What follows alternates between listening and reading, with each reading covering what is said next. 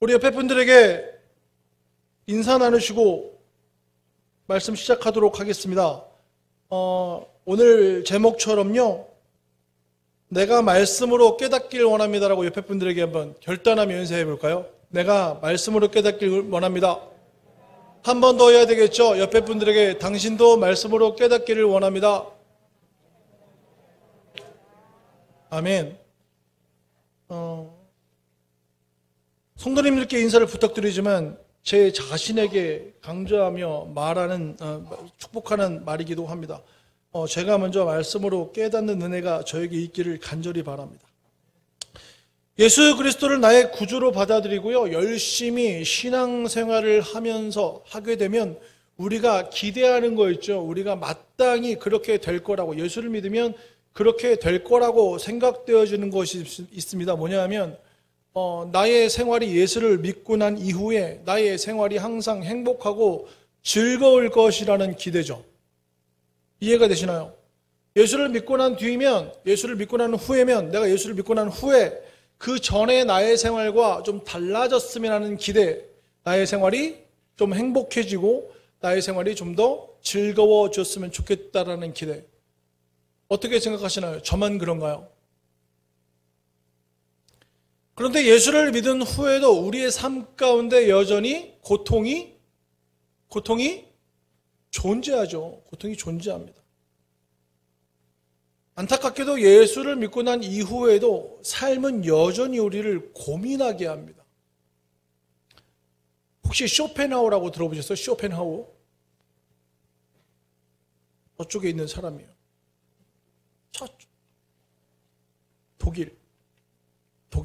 독일의 철학자랍니다. 쇼펜하우. 아시는 것처럼 무신론자의 대표 주자죠. 쇼펜하우. 이렇게 얘기했답니다. 인간의 삶은 고통이고 권태다. 인간의 삶은 고통 가운데 있다. 어떻게 동의하시나요? 안 동의하시나요? 말씀보다 지금 더 은혜를 받으시는 것 같은데? 인간의 삶은 고통과 권태 가운데 있다, 이렇게 얘기했대요. 인간의 삶은 고통이고 권태다. 하나님이 없다고 창조주를 부인하는 철학자 쇼펜하우어가 말한 우리의 삶이 고통과 권태로 가득하다, 이런 주장. 자, 하나님을 믿으며 구원받은 확신을 갖고 살아가는 우리의 생각이 만약에 쇼펜하우어의 생각과 같다면 우리는 이걸 어떻게 받아들여야 될까요? 하나님은 알지 못했지만 깊은 철학에 대한 공부와 지식을 쌓은 어떤 철학자의 말처럼 우리의 삶을 정의 내리는 단어가 오직 고통과 권태라는 것으로 우리가 결론을 내야 될까요? 아니죠. 절대로 아니죠. 하나님께서 창조하신 이 세상은 죄로 물들어 견디기 힘든 시간들이 우리들에게 허락되어지긴 해도 하나님의 사랑과 공의, 그분의 베풀어 주심을 통해 세상에는 아름다움이 존재합니다. 행복이 존재합니다. 고통과 권태 있을 수 있어요. 그렇지만 하나님 믿는 사람들에게 하나님께서 창조하신 이 세상은 그런 것이 있어도 그분의 베풀어 주심을 통해, 그분께서 주시는 은혜로 통해 세상에는 아름다움이 존재해요. 그리스도의 자녀들에게는 행복이 존재해요. 사랑이 존재해요. 진짜인데. 예수 그리스도를 믿는 사람들의 삶은요, 주님을 알지 못하는 사람들과의 삶과는 그래서 달라야 되는 거잖아요. 맞죠? 그래서 예수를 믿고 난 뒤에 우리에게 찾아오는 가장 큰 축복은요, 고통을 바라보는 우리의 변화된 초점이라고도 말할 수 있을 것 같아요. 오늘 우리가 함께 생각해 볼 내용, 우리에게 다가오는 세상의 고통과 괴로움을 상쇄하고도 남음이 있는 그 은혜에 대한 내용입니다. 하나님을 믿는 사람들, 예수 그리스도를 통해 구원을 받은 그리스도인들, 여러분과 저, 우리들에게도 여전히 삶의 고통은 다가옵니다. 그런데 그 많은 고통들 가운데 그리스도인들에게 다가오는 인생에서의 가장 큰 문제, 가장 큰 고통 무엇이라고 생각하시나요?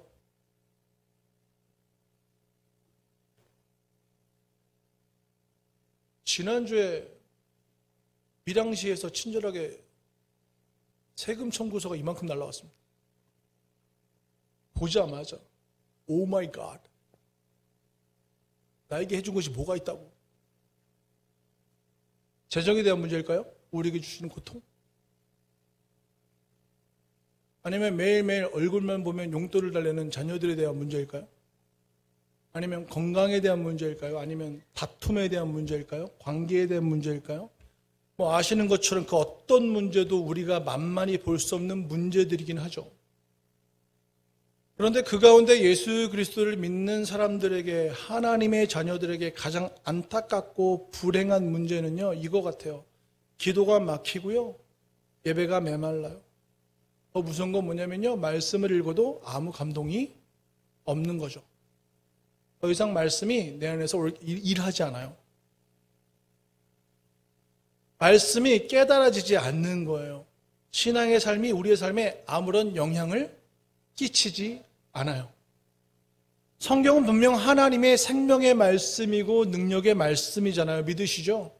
그런데 이 말씀이 우리의 마음에 닿지 않아요. 만약 그렇다면 하나님의 말씀이 무슨 소용이 있겠습니까? 내 마음 가운데 아무런 영향을 끼치지 않는 말씀이라면 이 말씀은 그냥 서점에서 파는 잡지랑 비슷한 걸 거예요. 말씀은 우리 안에서 일을 해야죠. 말씀은 우리를 깨닫게 해야죠. 그런데 그 말씀이 아무런 영향을 끼치지 못하는 거예요. 그런데 오늘 드릴 말씀은 더 무서운 거 있어요. 깨달아지지 못하는 것보다 더 무서운 게 뭐냐면요, 잘못 깨닫는 거예요. 그릇 깨닫는 거예요. 주님의 말씀을 오해하며 잘못 적용하는 거죠.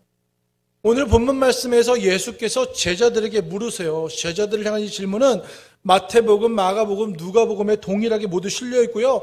요한복음 6장의 말씀에서도요, 시몬 베드로의 예수님을 향한 고백이 들어 있어요. 뭐라고 물으시냐면, 사람들이 나를 누구라 하니? 라고 예수께서 물어보시는 거죠. 사람들이 나를 누구라 하니? 제자들이 대답해요. 어떤 사람들은 예레미야라고 합니다. 어떤 이는 선지자 중에 한 명이라고 해요. 그런데 우리 베드로가 정확히 얘기하죠. 예수님의 정체를 정확히 고백해요. 뭐라고 얘기해요? 주는 그리스도십니다. 이렇게 얘기합니다. 어떠실까요? 베드로의 고백. 2025년에 우리의 고백이 될 수 있을까요? 예수님은 그리스도 되시나요? 아멘. 마태복음 16장 17절을 보면요, 예수께서 대답하여 이르시되 바요나 시몬아, 네가 복이 있도다. 네가 복이 있도다. 이를 너에게 알게 하니는 혈육이 아니고 하늘에 계신 내 아버지시니라. 주님은 그리스도라는 고백, 주님은 그리스도 되십니다. 주님은 메시아 되십니다. 그 그리스도라는 고백, 예수님의 말씀에 근거하면 베드로의 생각이었을까요? 아니면 베드로의 지혜였을까요? 우리가 하나님을 느끼고 예수 그리스도를 나의 구원자로 알아보는 거는요, 사랑하는 성도 여러분, 이것이 나의 결심이고 나의 지혜라고 생각하시나요? 아니요, 절대 아니거든요. 말씀은 그렇게 얘기하지 않아요. 내가 하나님을 믿는다는 거, 예수님을 나의 구주로 받아들일 수 있다는 거, 예수께서 뭐라고 말씀하세요? 하나님의 은혜라고요. 하나님이 알려주시는 거예요. 내 마음에 눈이 열려서 그분을 나의 구세주로 인정하는 거, 이건 하나님으로부터 오는 은혜예요. 내가 하나님을 알아간다는 건요, 하나님이 그렇게 인식시켜 주시는 거예요. 하나님이 믿게 해주시는 거라고요. 오늘 설교가 제목을 말씀으로 깨닫는 은혜라고 정했어요. 은혜를 깨닫는 것이라고 말씀드리니까, 깨닫는 것이 나 혼자의 능력으로 내 생각대로 생각하는 분들도 있을 듯해요. 그런데 베드로에게 주신 말씀을 보면 은혜를 깨닫는 것에도 누구의 도움이 필요해요? 하나님 아버지의 도움이 필요해요. 그분께서 허락해 주셔야만 가능하다는 걸 알게 되는 거죠. 우리가 그리스도라고 고백하는 거, 하나님께서 허락해 주셔야 되는 거예요. 내 말 귀에 들려온 그 말씀이 내 마음으로 죄송합니다. 내 마음으로 고백되어지는 거, 하나님의 은혜예요. 그런데 한 가지 우리가 이해할 수 없는 예수님의 반응이 나와요. 방금 우리가 읽은 것처럼 하나님께서 허락하신 그 계시의 말씀에 대하여 예수님은 경고의 말씀을 하세요. 정답을 말한 베드로에게 뭐라고 말씀하시냐면 아무에게도 말하지 말아라 이 얘기예요. 정답을 말했거든요. 정답을 말했더니 아무에게도 말하지 말래요. 왜 그러셨을까요? 베드로의 고백은 옳았지만 그의 이해가 아직 불완전했기 때문일 거예요. 당시 메시아에 대한 사람들의 이해는 정치적 바램과 그 이해를 같이 했죠. 심지어 제자들까지도 그런 소리를 엉뚱하게 자꾸 내뱉잖아요. 사람들은 예수님의 메시아 역할을 이 땅에서의 핍박받는 자들이 지배자에 대한 복수하실 분으로, 그것이 가능하도록 이 땅에서의 군사적이고 정치적인 메시아로서의 모습을 기대했었어요. 예수님의 십자가 고난과 부활에 대한 온전한 가르침이 제자들에게 올바르게 믿음으로 인식되기 전이거든요. 만약 다혈질 베드로가 이 사실을 세상에 떠들고 다녔다면 어떻게 되었을까? 만약 베드로가 예수님의 사역을 세속적으로 해석해서 선포하고 다녔다면 세상을 향한 예수님의 구원사역의 일이 어떻게 되었을까? 여기서 우리는 은혜를 대하는 하나님의 가르침을 몇 가지 묵상해 볼 수 있을 것 같아요. 은혜에 대해서 배울 첫 번째 가르침, 은혜에 대한 오해죠. 은혜를 잘못 받는 세 가지 방식에 대한 거예요. 첫 번째가 뭐냐 하면 주를 향한 나의 고백은 맞지만 모든 것이 맞는 건 아니라는 거예요. 주님을 향한 나의 고백은 확실하고 맞지만 모든 것이 맞는 건 아니에요. 오해하지 말고 들으세요. 고백에 대한 불신을 얘기하는 건 아니고요. 베드로는 주는 그리스도이십니다 라고 고백했어요. 하지만 그는 예수님의 고난받는 모습은 이해하지 못했어요. 이해되시죠?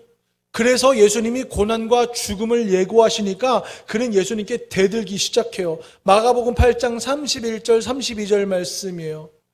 인자가 많은 고난을 받고 장로들과 대제사장들과 서기관들에게 버림받아 죽임을 당하고 사흘 만에 살아날 것을 비로소 그들에게 예수께서 가르치시되, 드러내놓고 이 말씀을 하시니 베드로가 예수를 붙들고 항변하매, 말씀은 항변하매라고 얘기하거든요. 항변하매. 요즘 말로 하면 대들매, 대들었어요. 대들었다는 얘기거든요. 그러니까 33절 이어지는 말씀에서 이렇게 말씀하세요. 예수께서 돌이키사 제자들을 보시며 베드로를 꾸짖어 이르시되 사탄아 내 뒤로 물러가라. 네가 하나님의 일을 생각지 아니하고 도리어 사람의 일을 생각하는도다 하시고, 예수님은 나의 구세주 되십니다. 예수님은 그리스도십니다라고 고백했던 베드로에게 사탄아 내 뒤로 물러가. 네가 하나님의 일을 생각하지 않고 도리어 사람의 일을 생각을 해. 예수님의 반응 단호했죠. 예수님을 이 세상을 구원할 메시아 그리스도로 표현한 베드로, 그것을 알게 하신 것이 하나님의 은혜라고 표현했던 그 선포받았던 베드로, 바로 그 베드로에게 예수님이 사탄이라고 꾸짖으시면서 하나님의 일보다 사람의 일을 생각한다고 질타하시는 거예요. 예수님이 구세주 된다고, 그리스도 되신다고. 근데 그분이 어떤 길을 걸어갈 것에 대해서는 완벽한 이해가 없었죠. 안타깝게도 오늘날도 똑같은 일이 벌어집니다. 은혜 받았어요. 말씀이 깨달아졌다고 하지만 그 깨달음을 자기 방식대로 왜곡화하거나 절대화하는 사람이 왜 현대시대에도 존재하지 않겠어요? 어떤 이들은요, 예수를 믿었다는 것이 자기 마음대로 해석이 넘쳐나서요, 이제는 자기를 하나님이라고 얘기하는 사람들도 나와요. 엊그제 뉴스 보니까 독생녀도 있더만요. 독생녀가 휠체어를 타고 다녀요. 자기도 못 고쳐요.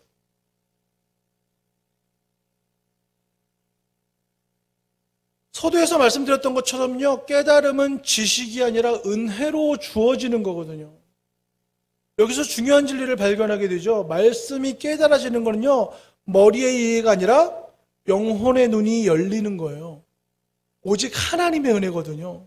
우리는 말씀을 공부하고 연구할 수 있어요. 성경을 여러 번 읽을 수도 있죠. 요즘 우리가 사는 세상에는요, 전화기 몇 번만 클릭하면 진정한 깨달은 말씀을 통한 정말 성경에 능통한 수많은 신약자들, 목사님들의 설교를 들을 수 있어요. 근데 진짜 깨달음과 말씀을 통한 하나님과의 만남은요, 이것으로 만나는 게 아니에요. 진정한 깨달음과 만남은요, 내 안에 내주하시는 성령님의 조명 없이는 불가능합니다, 여러분. 내 안에 성령께서 살아계셔서 그분이 해석해 주시고 그분이 내 마음을 깨닫게 하시며 그분이 적용시켜 주는 것 말고는 불가능해요. 고린도전서 2장 14절 이렇게 말해요. 육에 속한 사람은 하나님의 성령의 일을 받지 아니하나니 이는 그것들이 그에게는 어리석게 보이며 또 그는 그것들을 알 수도 없나니 그러한 일은 영적으로 분별되기 때문이래요. 하나님의 말씀이거든요. 풀어 말씀드릴까요? 육에 속해 있다면, 너가 육에 속해 있다면 하나님의 영 받지 못한다 말씀하시는 거예요. 눈으로 읽었어? 하지만 너의 영혼이 육에 속해 있다면 넌 하나님의 영을 받지 못해. 영을 분별하지 못해. 내 마음과 영혼이 육의 것, 세상의 것에 속해 있다면 말씀을 읽어도 넌 알아듣지 못해 라고 말씀하시는 거예요. 그러니까 깨달음은 전적인 하나님의 은혜라는 고백이 나오는 거고요. 우리가 깨달음은 성령의 역사라고 고백하는 거죠. 그분이 도와주셔야 돼요. 그분이 인도해 주셔야 돼요.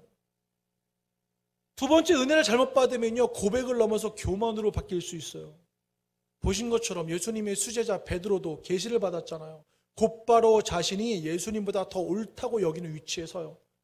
베드로 예수님 정말 사랑했거든요. 베드로는 예수님께서 고통을 당하시는 것보다 예수님이 거대한 권력으로 이 땅에서 이 땅을 지배하는 걸 좋다고 여겼을지도 모르겠어요. 아니, 더 나아가서 베드로는 고통과 죽음의 길을 이야기하는 예수님을 함께 다니던 제자들이 계속 따라다닐 수 있을까 걱정했을 수도 모르겠어요. 그래서 베드로는 스스로 생각하는 정의를 얘기해요. 스스로 생각하는 좋은 길을 예수님께 항변하기 시작해요. 오늘날에도 내가 받은 은혜는 틀릴 리 없어. 이렇게 하는 것이 하나님께 좋은 일이야. 하나님 나에게 이렇게 말씀하셨어 라는 생각으로 다른 사람을 평가하고 판단하는 경우가 많아요. 하나님의 일들을 자기 마음대로 생각하는 경우가 많아요. 하나님의 뜻을 마음대로 해석하는 사람들도 많아요. 이것이 은혜가 교만으로 변질되는 모습이죠. 순식간이거든요. 세 번째, 은혜를 잘못 받으면요, 하나님의 때를 분별하지 못해요. 예수님은 예수님을 그리스도라고 고백하는 베드로에게 말하지 말라고 경고하셨어요. 왜요? 사람들은 말씀드린 것처럼 그리스도를 정치적 왕, 세상의 승리자로 오해하고 있었기 때문이죠. 베드로조차도 그런 생각을 하고 있었기에 예수님은 침묵을 명하세요. 하나님의 뜻을 부분적으로 알면요, 하나님의 뜻을 시기상조로 떠들거나 잘못 알고 있는 상태로 그리스도를 전파하면 오히려 해가 돼요. 우리에게도 빈번하게 이런 일이 일어날 수 있어요. 우리 안에도 빈번하게 이런 일이 일어날 수 있어요. 어떤 사람들은 기도 중에 감동을 받고요. 어떤 사람들은 자기의 깨달음을 활동들을 통해 얻을 수 있어요. 문제는 그 은혜의 경험을요, 절대 진리로 착각하는 거죠. 내가 이렇게 느꼈으니까 하나님의 뜻은 이거야. 하나님 나에게 이렇게 말씀하셨어. 그러니까 다른 사람은 틀렸어. 은혜를 받았다고 혼자 생각하는 사람들은요, 항상 받은 은혜와 개인의 경험을 동일시해요.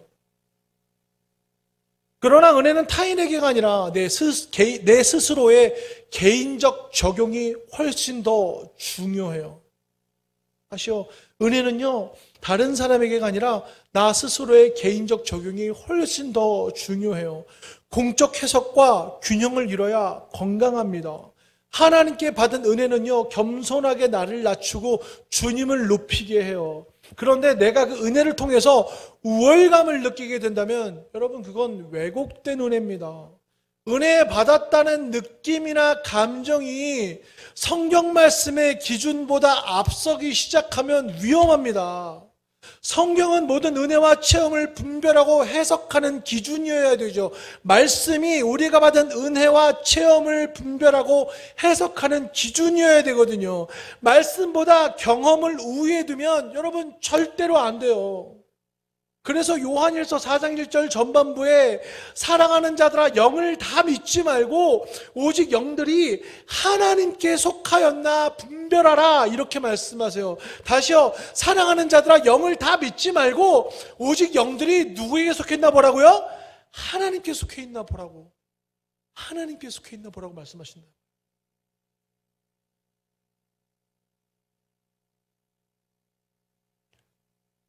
따라해 보실래요? 은혜는 시작이지 완성이 아니다.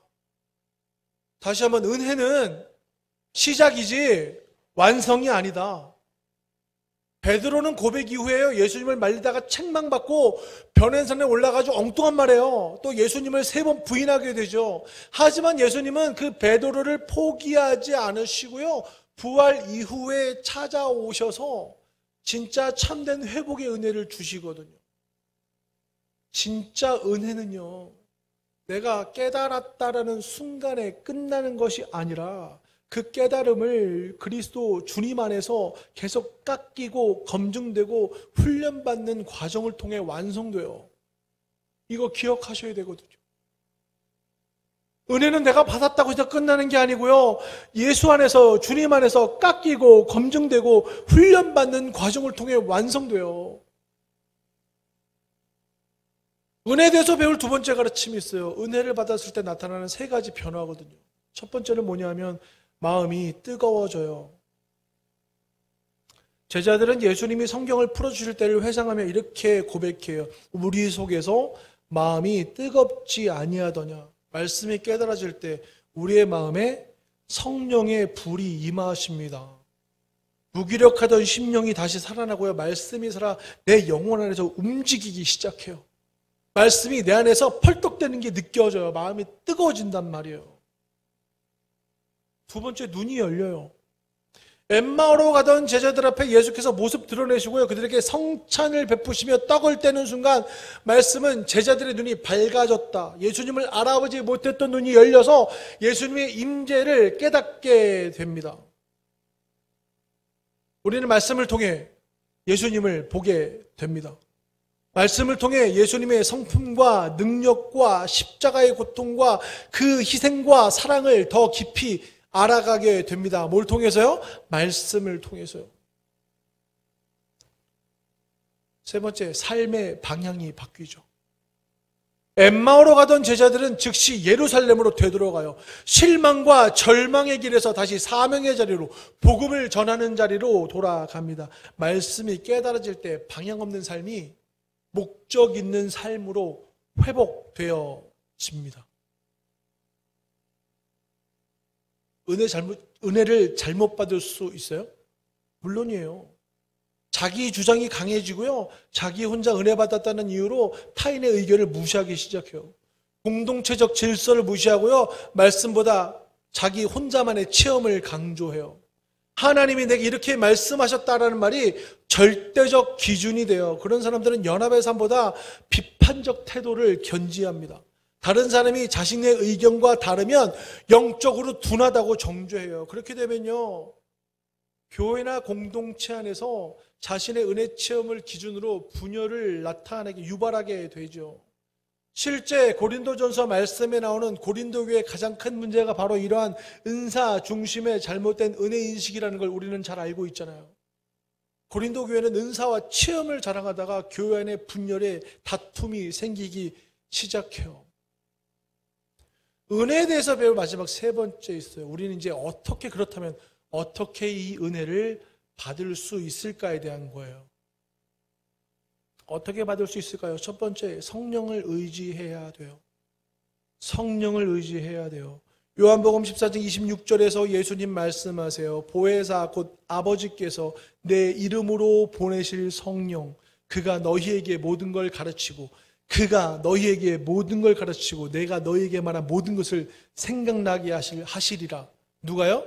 보내실 성령님께서. 누가요? 보내실 성령님께서 우리에게 모든 걸 가르치고 내가 너에게 말한 모든 걸 생각나게 할 거야. 그게 성령의 역할이야. 성령님은 말씀을 기억나게 하시고요.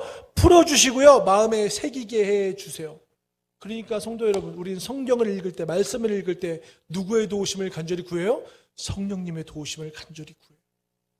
하나님 말씀을 읽습니다. 잘못 해석되지 아니하도록, 잘못 적용되지 아니하도록 말씀을 읽어갈 때마다 기도하셔야 돼요. 하나님, 저는 말씀을 곡해할 능력이 풍부합니다. 하나님, 저는 제 마음대로 생각할 수 있는 자질이 충분합니다. 하나님, 전 죄인입니다. 그러니까는 제가 말씀을 읽을 때마다 성령님 한 글자 나와 함께 해주셔서 올바르게 내 마음에 새겨질 수 있도록 은혜로 함께 해주십시오라고 구하셔야 되는 거죠. 두 번째 있어요. 말씀 앞에 마음을 열어야 돼요. 말씀을 들을 때, 읽을 때 선입견과 교만을 내려놓고 주여 말씀하십시오. 주의 종이 듣겠나이다라는 마음으로 나아가셔야 돼요. 나에게 주시는 은혜의 말씀으로, 말씀 중심으로 분별해야 돼요. 다시 한번 강조해서 말씀드려요. 내 체험이 아무리 강렬해도 성경 말씀과 맞지 않으면 재해석이 필요해요. 말씀을 이기는 경험은 없습니다, 여러분. 말씀을 능가하는 나의 영적 체험은 없습니다. 은혜는 말씀을 더 깊이 사랑하게 만드는 방향으로 흘러가야 되는 거죠. 내가 하나님 앞에 올바로 가고 있다는 건 말씀을 읽는 것이, 말씀 통립의 은혜가 점점 커감을 느끼게 되는 거예요. 그래서 세 번째, 겸손해야 하죠. 스스로를 영적으로 절대화하면 안 됩니다. 그러므로 은혜 앞에서 우리 모두는 항상 겸손함으로 반응해야 돼요. 겸손히 구해야 돼요. 왜요? 깨닫는 은혜조차도 누구의 도움이 필요해요? 성령님의 도움이 필요하기 때문이에요. 하나님의 허락하심이 필요하기 때문이요. 우리를 알게 하시는, 예수께서 말씀하신 우리를 알게 하시는 하나님의 은혜가 필요해요. 우리는 구해야 돼요.